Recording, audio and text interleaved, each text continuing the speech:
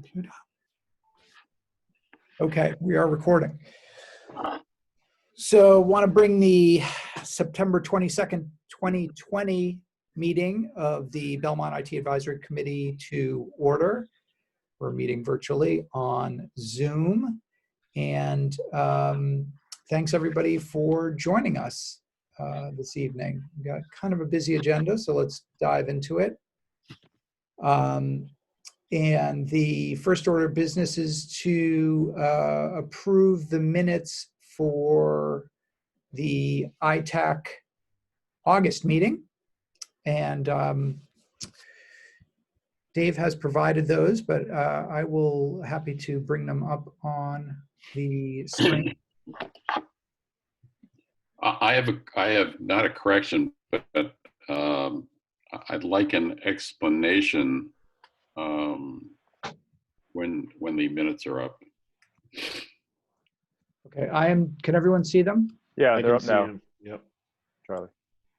Okay. Under the section where, let's see.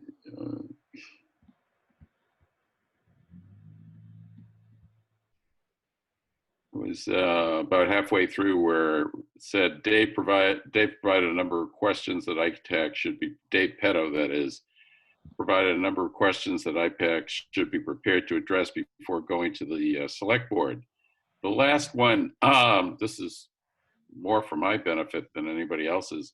What's the difference in practice, practically speaking, between a Zoom webinar and a regular Zoom meeting? That's a good question. Zoom webinars are, provide the, don't treat all participants more or less as equals. So it's more of a presentation format where you have selected speakers and then features for doing Q&A and answering questions from an audience. But while I think it is possible to give audience members the ability to speak directly, in general, it's more of a presentation format. Right. So in practice, it would be more a Zoom webinar. Yeah. It varies, right? In terms of who, what might be most appropriate. Like in a group like this, a normal Zoom is just fine. Zoom webinar, I think, is one of the more. I think it's a paid feature. It is. Example. Also, there's privacy in that. If you're not one of the key presenters, there's no list of participants like they are on this call. And then there's, as Paul said, there's more control over who gets to speak and who doesn't. So you don't, you can limit the participation from the audience, so to speak. Yeah, that's what it felt like. So for Glenn, so for this meeting, obviously a Zoom meeting is great. And even if we were to have a handful of community members, I was just in a school committee meeting where they had 170 attendees. That might be better done as a webinar where you could facilitate questions from the group much more easily without it being anarchy.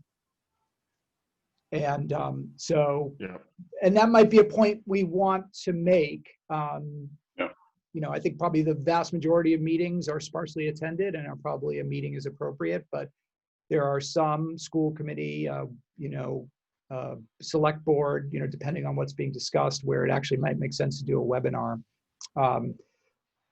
But I think if you were to do a webinar for every meeting, that would probably rub people the wrong way. Mm-hmm. But okay, so they're not synonymous terms, and that's really the explanation I was looking for. Yeah. And by the way, it looks like Dave Petto was correct. We should be ready to comment on that for the purposes of educating the members of the select board. Yes. So we're going to talk about this as one of our agenda items, so we don't need to get too deep into it. We're really just trying to make sure these minutes are accurate. I read them over. Didn't have any issues with them. Did anybody else? Nope. Yeah, they seem fine. Except for that. Somebody want to move to adopt these minutes? I so move to adopt. Second. All in favor? Let's go in order. So Charlie Smart, Yes. Glenn Wong, Yeah, aye. Jim Barrett, Abstain since I missed the meeting. Can't comment on the minutes. Jonathan Green, I guess I have to do the same because I missed the last meeting. okay, and David Goldberg. I guess I'm gonna have to vote for him this time. You are. And I will as well. I vote yes. So a suspicious looking 4 yeses and 2 abstains. But yeah, that's good. Okay, great. And I will stop sharing this because we don't need to look at it anymore. Okay. Next order of business is public comments. I do not see any members of the public, so I think we can move on from that. And the one sec.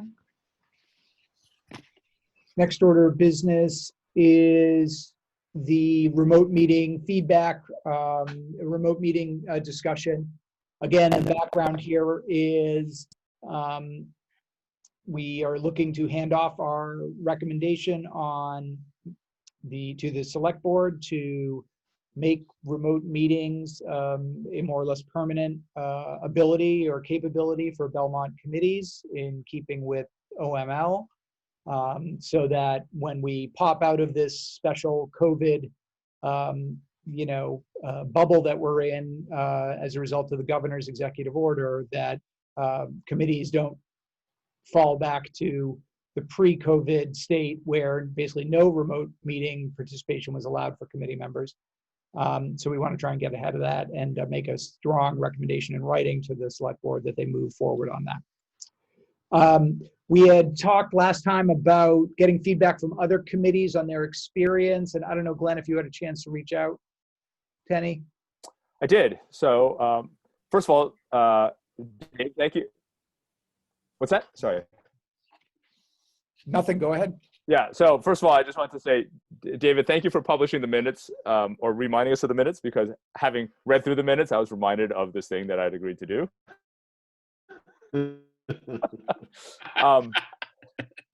So let me tell you what I've done. And actually, it's a work in progress, but actually I got some good feedback already, and I'd be happy to share it with you.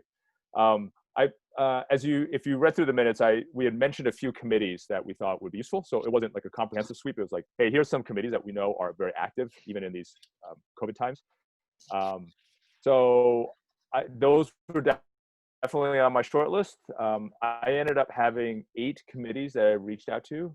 I identified the chairperson, got their contact information, and sent them emails with a series of questions, right?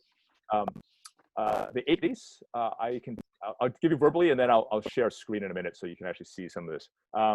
But those, the Community Preservation Committee, the Vision 21 Implementation Committee, the Community Path Project Committee, the Belmont Middle and High School Building Committee, the Capital Budget Committee, the Planning Board, the School Committee, and the Warrant Committee. Good. Okay, so pretty good sweep. Of those 8 committees, who, by the way, I was emailing during town meeting last night. I have gotten 4 responses back already. And I've got a 5th that they said they will get back to me later this week. And then the other 3 I haven't heard from. So I'm anticipating, again, it's actually been less than 24 hours. So I would be surprised if I don't hear from the other 3. But as you can imagine, all of the chairpersons of these committees are pretty busy. So the fact that I already got 4 back within literally like 2 hours was actually pretty impressive. That is great. So let me just outline briefly the kinds of questions that I share, and let me go ahead and share a screen so that you can sort of just read along if you care to. So some of the questions were already sort of outlined in the minutes, but I sort of reorganized them so that they were easy to digest if you were reading this in an email. And as you can see, this is actually the email template that I sent out, right? So there were sort of 2 general questions. One was just simply, look, if we went back to normal tomorrow, would you want to keep the capability of doing remote meetings like we're doing today, right? The second one was a little bit more of an awareness, like, hey, did you know that you know, the way that open meeting law works without the emergency measures, we would not be allowed to meet. So it was a little bit of awareness building, a little bit of a like, hey, FYI, you know, like even if we could meet remotely, it's different, right? So those were the sort of general questions. We had some technical questions, which are similar to the things that Dave Petto had suggested we ask about, like how do you set up the meeting? What do you use? You know, how do you record it? Who's the steward of all that? And then the adoption questions were just like, hey, how'd it go, right? Is it hard, easy, indifferent? And then, you know, just a general open-ended, like what worked well, what didn't, okay? So let me flip over. So again, these are the people I mentioned the committees, but these are actually the people I reached out to. So Elizabeth Dion, Kevin Dorn, Bonnie Freeman and Russ Lino, Bill Lavolo, Anne Marie Mahoney, Steve Pinkerton, Andrea Peswich, and Lori Slapp. Okay. And basically for each of the questions, then I just created this little table, and when I got responses, I just cut and paste them in. Okay. So you can see I got responses from Elizabeth Dion from the Community Preservation Committee, from Steve Pinkerton of the Planning Board, Ann Presswich of the School Committee, and then Lori Slapp of the Warrant Committee. Okay. And then Bonnie Friedman and Russ Lino had reached out and said they would try to get back to me later this week. Okay. So not bad, right? Response. And you can see like, okay, so first of all, like, hey, did you know, what do you think? Would you want the option? And generally, you know, with the exception of Steve Pinkerton, who said, you know, hey, you know, he prefers to do it in person. Everyone else said, yes, it's been helpful to have the option and the flexibility of the remote meetings, right? If you go down to were you familiar with the existence, you know, what the open meeting law says, you know, basically the answer was no. No one was really familiar with what you could or couldn't do under normal open meeting laws and remote participation. Yep. In terms of technical, oh, sorry, go ahead. Was there a question or comment? Nope. Okay. You know, who sets up the Zoom link? You know, Elizabeth Dion was just like Glenn Castro. The others, you know, Steve Pinkerton says he gets help from the town of Belmont, and basically all these were getting help from the town of Belmont and Belmont Media, with the exception of school committee, which also had help from the school department, right? So unsurprising there. And then is it a personal account or provided by town? These again are pretty big, important committees, right? You know, that hold budgetary authority or, you know, have some influence on our budget. So unsurprisingly, it was very, you know, much through town and media center, right? You know, in terms of recordings, again, I think they basically all go through Belmont Media Center. CPC, Elizabeth wasn't sure, and I did have a follow-up to Glenn Castro, but I haven't heard back. Okay. And then in terms of adoption, generally, no problems, right? Very easy. And then, you know, in terms of what worked well, you can see the comments on the screen here. Basically, everyone thought it was a great option. You can see Steve Pinkerton was saying the webinar format worked well for the planning board, right? So, you know, planning board is probably one of those meetings that can be quite contentious and, you know, have large audiences depending on the topic. So I can imagine webinar gives them a level of control that's helpful. And then, you know, again, you know, a few technical glitches, as you might imagine, but I would expect those to be, you know, pretty much commonplace and, you know, things that folks are, you know, can accommodate and work through. And then Elizabeth also had a few more comments here. It's just that it was helpful in terms of, you know, being more inclusive, right? Allowing more people to participate in meetings. And given, you know, she's the chair of the Community Preservation Committee, you can imagine she loves having more people in, right? Because that's, you know, part of the mission of that committee. So overall, I thought, you know, again, it's only, you know, a sample of 4, but, you know, representing pretty large, important committees. And, you know, I think overwhelmingly there's positive receptivity, unsurprisingly, for the ability to remote meet. And I think this is useful feedback for us to include when we make some recommendations. Now, one thing that I was thinking when I was putting this together was that, you know, and I was thinking, you know, in the same way that, you know, 1 or 2 of the select board members had raised objections to doing anything at the time because the emergency measure had just passed, right? Is that, you know, it's not unconceivable that the emergency measure gets extended some ways, or, there's a revision of open meeting law, given all these sorts, I'm sure we're not the only people experiencing these things. So as much as we want to make some recommendations about let's conform to open meeting laws, I think we should also acknowledge, there's likely, or maybe we could contribute to legislation that might actually change how open meeting law works. So let me pause there and see if there are any comments or questions or suggestions on how we can continue this. Just to comment on your last statement there, Glenn, I think this is very supportive data of the desire for more access to technology for meetings and the ability to for people to participate remotely. I think it would be interesting to see if there's meat on your last comment, if the Commonwealth is maybe, in light of this, considering adaptation of the open meeting law on a longer term basis, because that might make it easier for the town in some respects if things were coming down the pike already to make adaptations at the state level. Right. So as lobbied at the state level for right to repair and other things, I would say it's almost certainly a topic of conversation. And I don't know if I've ever seen an organization that moves more slowly than the Beacon Hill. And even if there is a clear need and universal support, it could still take 18 to 24 months for them to get it done. Right. So, we need to do at the town. My impression is we should do at the town level as much as we can. And yes, if I'm sure at some point some revision of OML to incorporate what everybody has learned about all this wonderful new technology will be forthcoming. But it's going to take anything takes forever on Beacon Hill. I thought one. Sorry, Charlie. Go ahead. Now, I just have a general question about whether the members of the select board can override the open meeting law as it will exist after the executive order expires. I mean, do they have the ability to do that, or do they have to conform with the state's open meeting law? I mean, some of this may be problematic if the select board, can't make certain. We can't override. I mean, there's more flexibility in OML than what Belmont uses now. So there is the ability within the existing open meeting law to have remote deliberation on committees and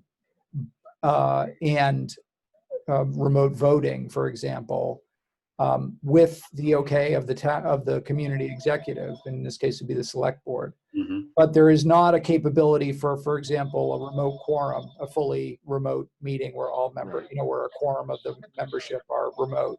And the selectmen, to the best of my knowledge, could not simply unilaterally override that. Right. I think that's correct. That's my impression from some of the discussions even before COVID that what I'm forgetting his name, town council held a George meeting Hall. in the audit, in the auditorium a year or so ago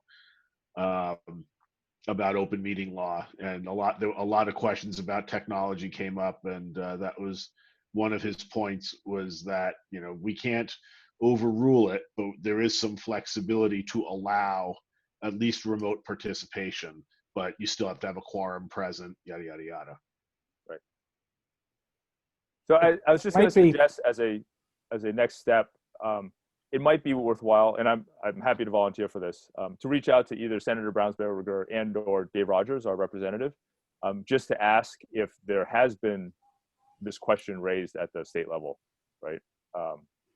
Because if as we're trying to start thinking about post lockdown or post state of emergency, these are now some tools that a lot of towns have probably gotten used to using and would probably like to continue. And we can even share anecdotally, we've polled some of our town leaders, and it is something that is well used and would like to be continued. So I was going to ask Glenn that under executive order, and there may be somebody in the governor's office that was in communication with people who were interested in having the executive order issued, that might be a place to start too. Okay. Somebody who might be interested. I spent like 1 second on Google while you all were talking, and it mentioned the Mass Municipal Association, and the executive director of the Mass Municipal Association was quoted in one of the press releases saying that they thought that the executive order was needed to enable the towns to do their work. So that might also be an interesting conversation to have if Okay. you were willing and able. Yeah, That sounds great.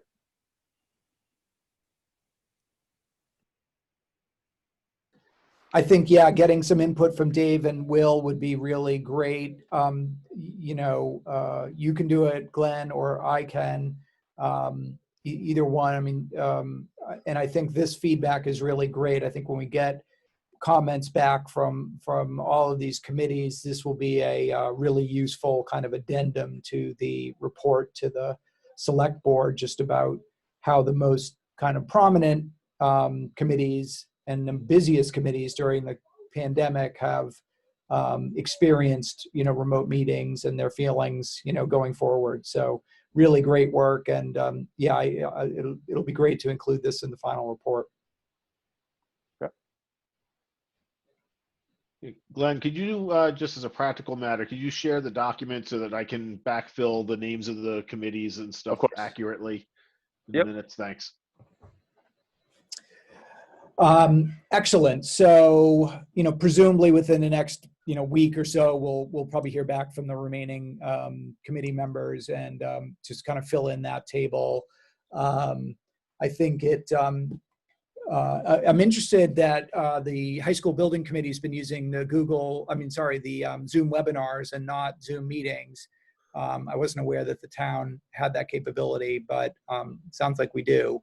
And that's interesting. And I think we should, per our conversation, per Charlie's question, maybe have some specific guidance in this report on webinar v. Meeting format. And of course, other platforms, it doesn't have to be Zoom, although Zoom's what everybody has kind of normalized to. But as we said, we're an Office 365 shop in Belmont. There might be some advantage to us using Microsoft Meetings in lieu of Zoom, from a cost perspective. Something to consider as well. Yeah. What do we think we need? What do we need to do to kind of birth this puppy? I think Glenn is in the process of answering some of the questions that Dave kind of put to us on the in his feedback, which I think were good. I'm not sure on the other questions that he asked. I'll just bring them up here. Who creates a Zoom link? Who hosts the meeting?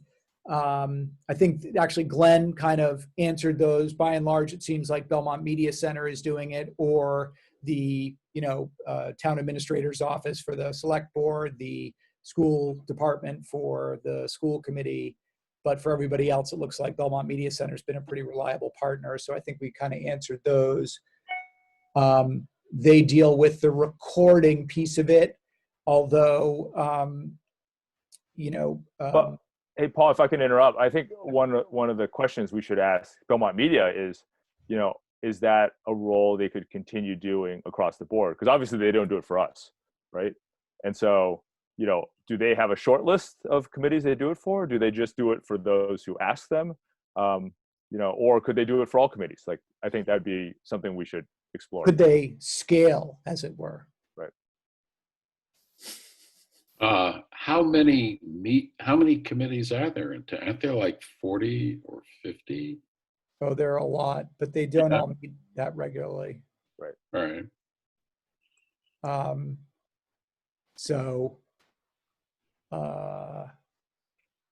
But there are a lot. So yes, I can reach out to BMC and get an answer from them on whether they feel like they could support all the committees in town. And If not, we might want to do some thinking about what a backstop to BMC would be. I think they want to own this. My sense, just talking to them, is this is in their wheelhouse, and they see a role for themselves doing this, going forward. So my guess is they're going to be anxious to fill that role. The recording stuff seems like people, just from your survey so far, people are not so clear on what's happening to the recordings of these. I know BMC is almost certainly posting them on their website. Doesn't really address the public record piece of it. And maybe if BMC records them, they're not public records, they're BMC property. I don't know. No, they're. I mean, it was only Elizabeth Dion who wasn't sure. The others are all BMC. Yeah. And, I think they were recording them beforehand, right? Yeah. The school committee and such. So I'm sure that's, it's, publicly accessible, right? Yeah. There was a thought that went through my mind after I read this list of Dave Petto's, you might call it questions. And I can't help but believe that since we do bring up this issue of recording the meetings, is this going to beg the situation where, with all due respect to Dave's excellent recording capabilities, that the video recording will just take the place of the, the text minutes? Probably not. Just because I think the minutes are really part of the, bylaws and how, meetings are recorded. So, for the time being, I think we're not going to see meeting minutes go away. 10 or 20 years hence, when we've got more or less, real-time accurate transcriptions of spoken content, by powerful machine learning algorithms that are highly accurate and instantaneous. Maybe they can have it. They can have it. I mean, at that point, you can probably just have a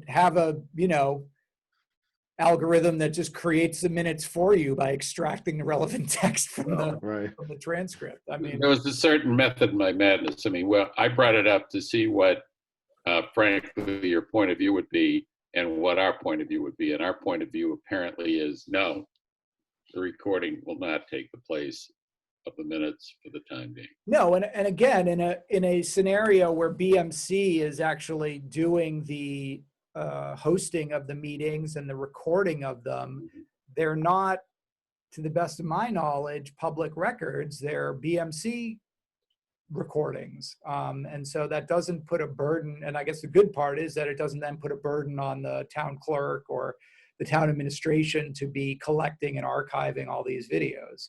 Well, that's the way it would be if the video if the town was doing the videos via the town's Zoom account, and that is the case, I think, for maybe the school committee, I don't know, then those are public records and need to be stored appropriately. So my guess is right now we've got a little bit of a hybrid situation. The committees that are leaning on BMC to do this, they're not, bound by that. The committees that are using town resources and town Zoom accounts, there probably is a necessary conversation about recording and storing of the video. Yeah. Just a reminder to this point that BMC is not a town department, right? That's right. It's a separate nonprofit that's under contract to the town. That's right. That's right. Yeah. That's kind of my point. Okay. So I think let's let Glenn finish his survey. Let's make sure we get these. I can take a swing at answering these questions in the document, and plan on handing this off maybe next month to the select board. Sounds good. I think the cake is baked, so to speak. Pending the answers to some of these questions. Agreed. Yeah, although I think as you and I discussed individually, Paul, I think we also need to take into account some of the things that were brought up in that article in the Citizen Herald a couple weeks ago. It was an article that emphasized my opinion, maybe not horrifically so, but it kind of emphasized the problems that some towns ran into, some of which put them up against into open meeting law violations, even in spite of the flexibility that the governor gave them. There were some really some egregious cases. I don't know, some town official trying to shut things down because it was getting contentious. Oh, that's right. I remember seeing that. I don't like what you're saying. Mute. Yeah, exactly. People setting up a Zoom by invitation only. We're not doing any of those things, but it's probably worth pointing out that if to do this, we have to be careful to not screw up those things. The issue to me that I thought was more interesting was actually the concerns around exclusion of people with disabilities and people with technology challenges, and that if we're going to allow for this down the road, even when physical things are back, because I guess in some towns, it was part of the article, so it wasn't about Belmont. They had an interview with somebody who had been complaining that even before all the remote stuff, the town wasn't making enough accommodations for, I forget whether it was hearing impaired or visually impaired, to attend town meetings. And so that's an issue that needs to be considered, I think. So it sounds like we need to add a section on potential, hazards to beware of, as well as inclusionary language as well, best practices around that.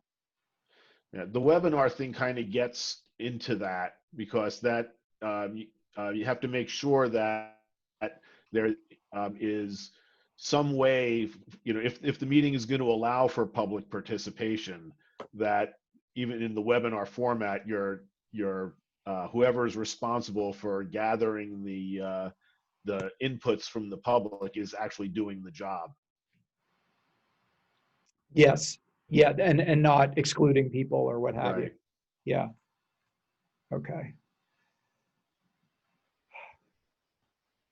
Okay. Hey, Dave, can we ask that you try to find that article again? I know exactly which one. It's sitting on my desk. Okay. And I wrote some notes. I guess I sent them off to Paul directly, because I wasn't sure if it would be considered.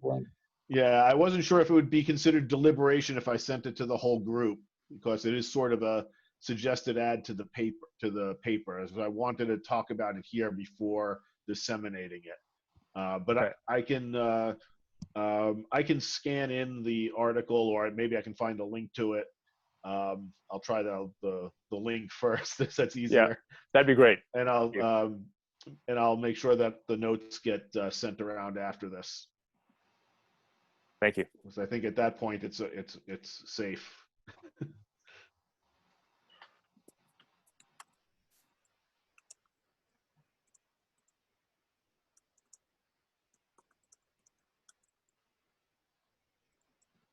Hold on, let me just see if I can.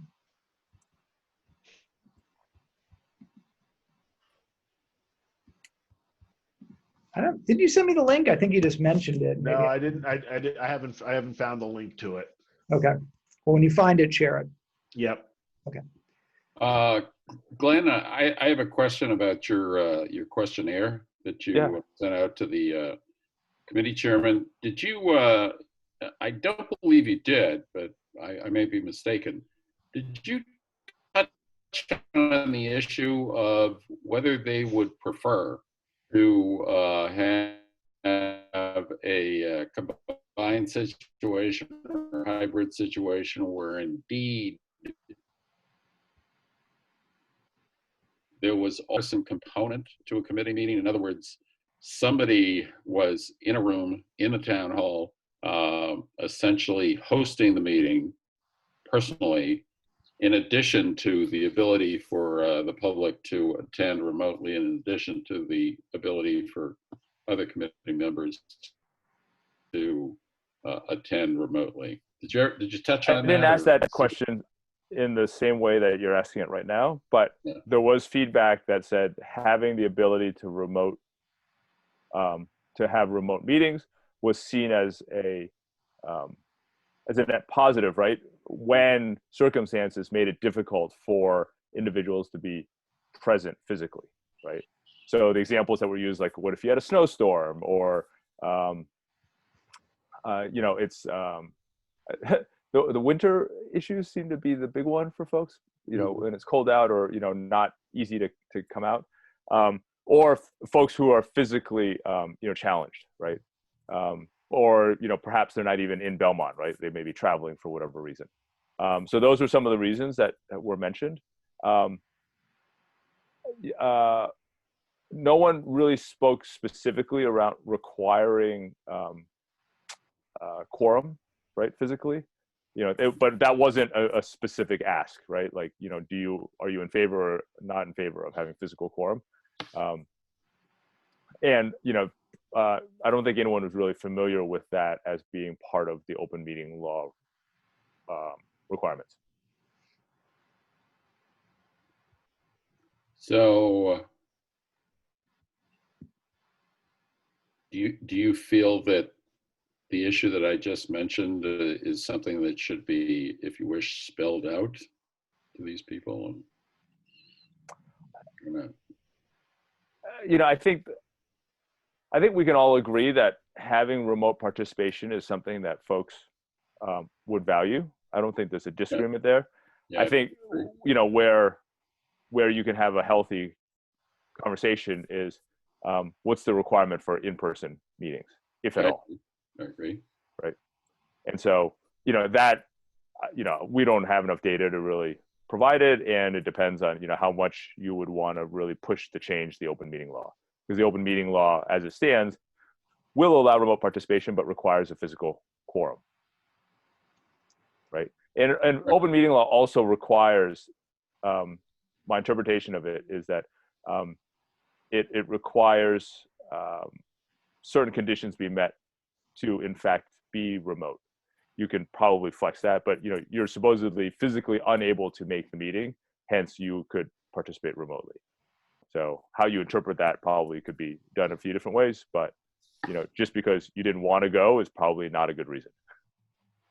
So again, if the executive order was to expire whenever it's supposed to expire, I guess sometime this fall, and it wasn't renewed, am I correct in believing that the only thing that the select board could approve would be to adopt the remote participation as permitted in the current version of the open meeting law?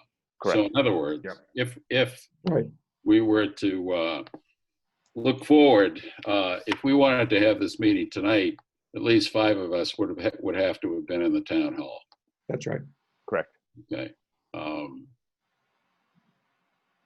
Are we proposing that should be in any way changed, or is that just problematic? It can't be changed until. Well, that's where we suggested reaching out to some of our state representatives to find out if that conversation had begun at some level, because that's one of the shortcomings of how open meeting law is structured and how expectations of folks leaving the emergency situation might be in conflict with how the law is structured today. I think certainly if the select board or town council or city council and the majority of municipalities in Massachusetts were ringing their local state senators and reps and saying, you guys need to update OML for when this thing ends, it would get done. But that it's a little bit like cat herding. Every community is different. They're all dealing with budget crises and a bunch of other stuff now, and it's probably just not top of mind. So I do worry a little bit about the ice bath effect when the executive order expires, and all of a sudden we've got to revert back to a very archaic system. So I think whatever Belmont can do, even if, the selectmen, which I'm hoping they do, embrace the remote participation and green light it for Belmont's committees, even then, again, without changes to OML, it's still a pale comparison to what we're doing now.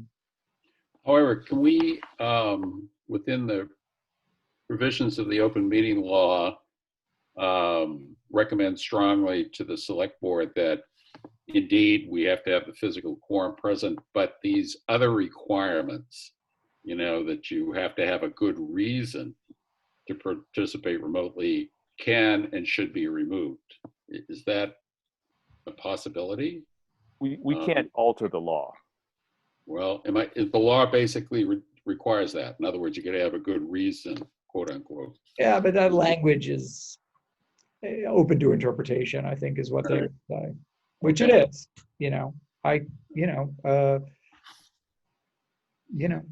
Couldn't get a babysitter, or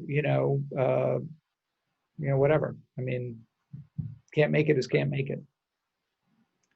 I think it then falls to the chair of the committee to say how tolerant or open in interpreting that they're going to be. I don't think many people are going to question them on it, but potentially we could.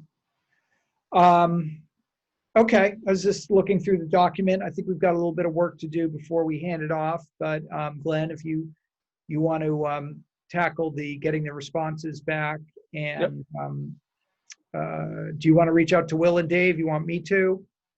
I'm happy to reach out. Why don't we each reach out to a different one, just because we might get different perspectives that way. So I'll do Dave, you do Will. Perfect. And I will reach out to BMC and get their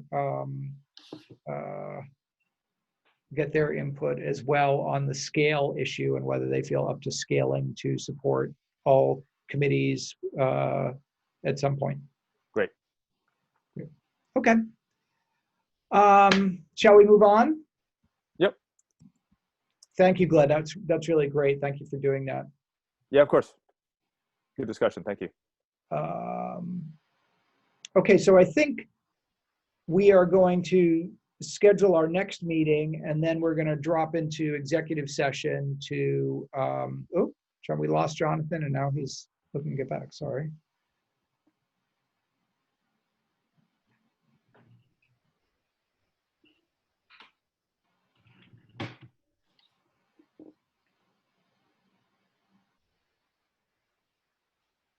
We've got two John Greens in here.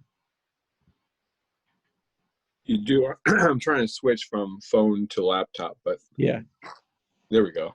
Great. I think. You get double the votes, John. There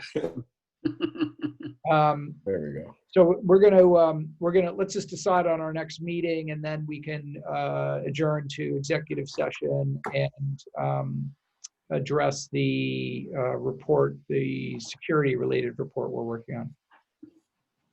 Okay. Yeah, that's good. How do we want to do third week in October? I mean, a month from today, and see if we can find a time in that week of the 19th. All right with me. Yeah, Tuesday the 20th is just fine. It's okay by me. Looks good. Okay, so we'll say I 7:30. think that'll work. Yeah, October 20th. Yep.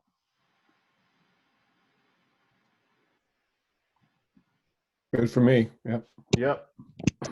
Okay, let's say Looks that fine to me, 7:30 on the 20th. And we will look to vote on the remote meeting report. And I'm guessing if we don't do it before then, the security related report as well. That meeting.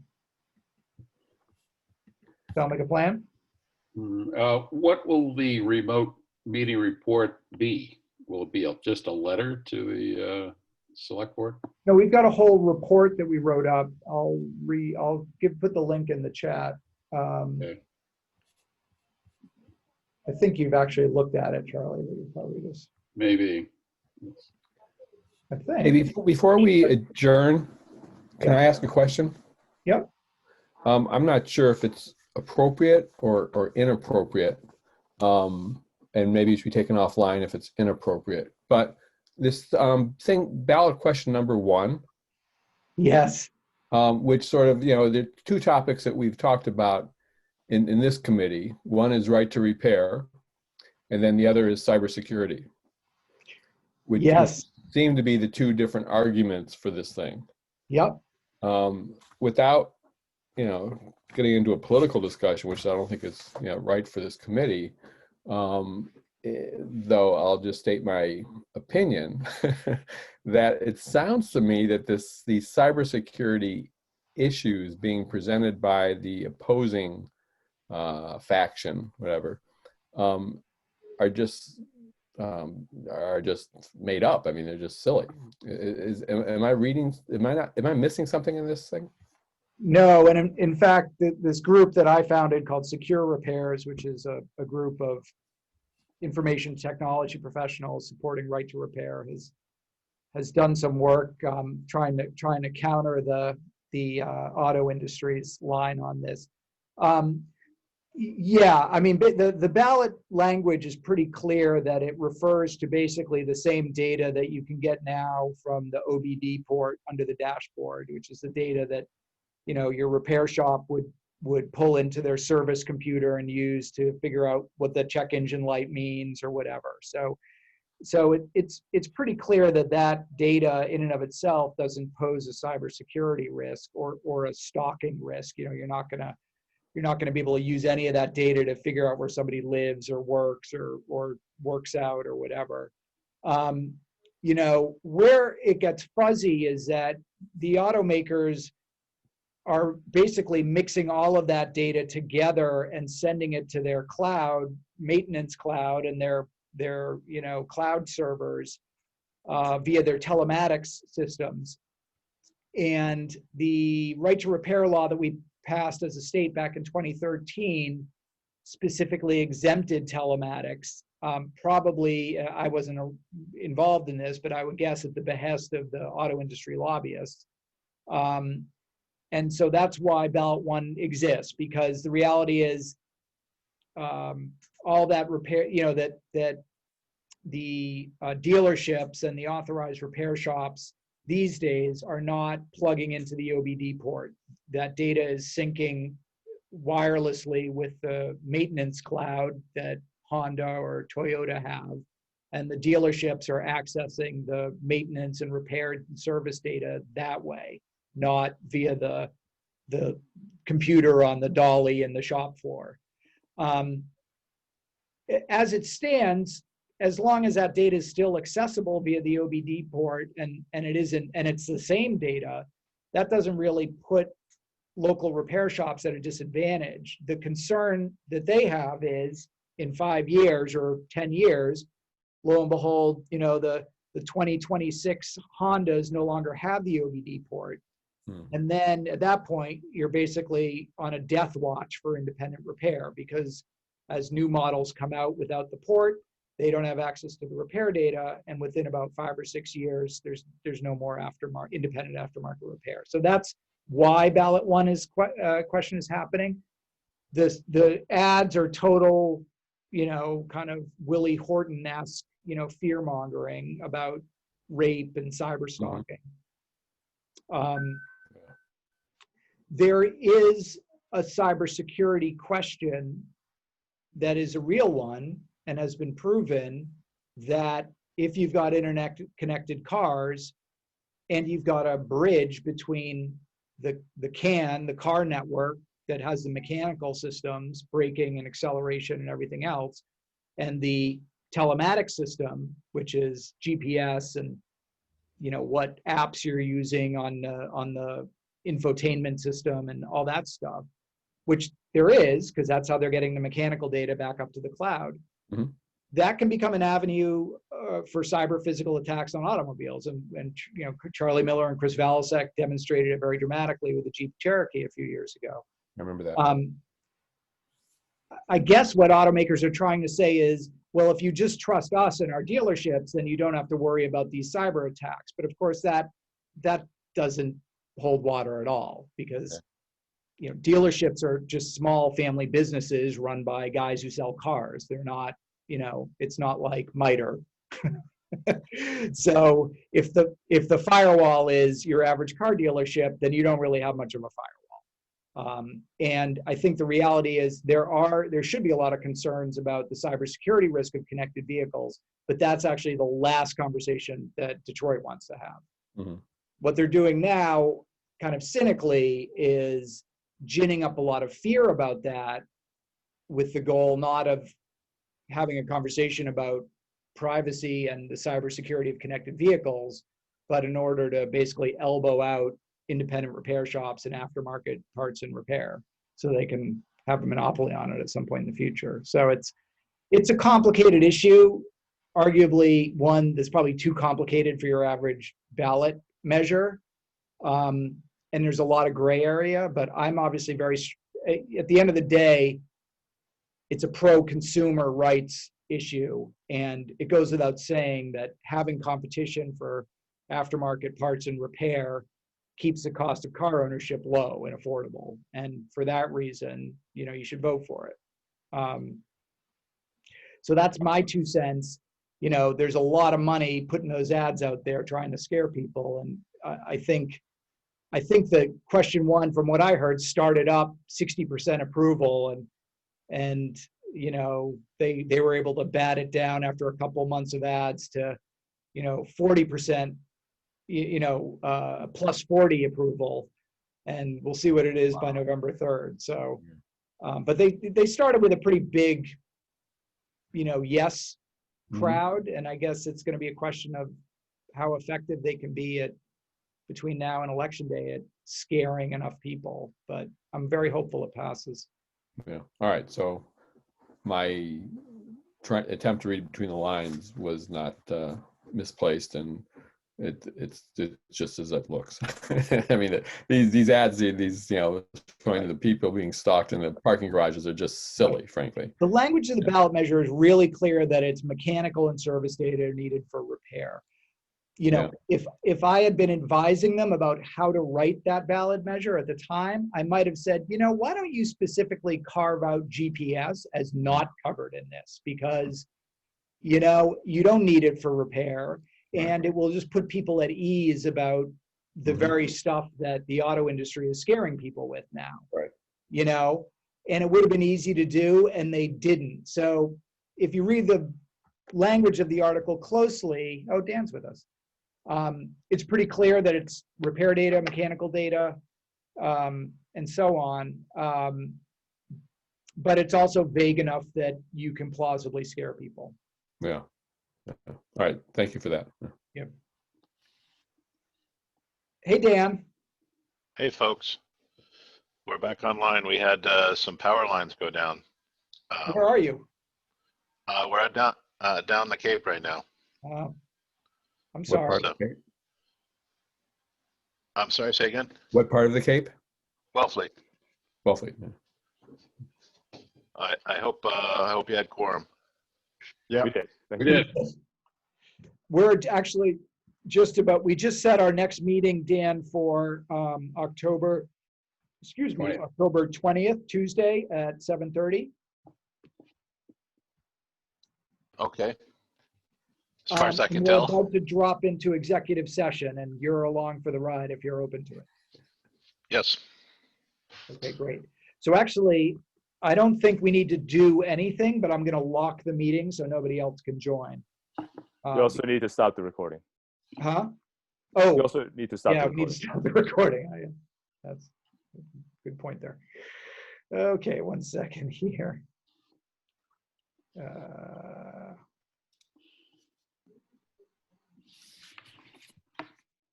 There it is.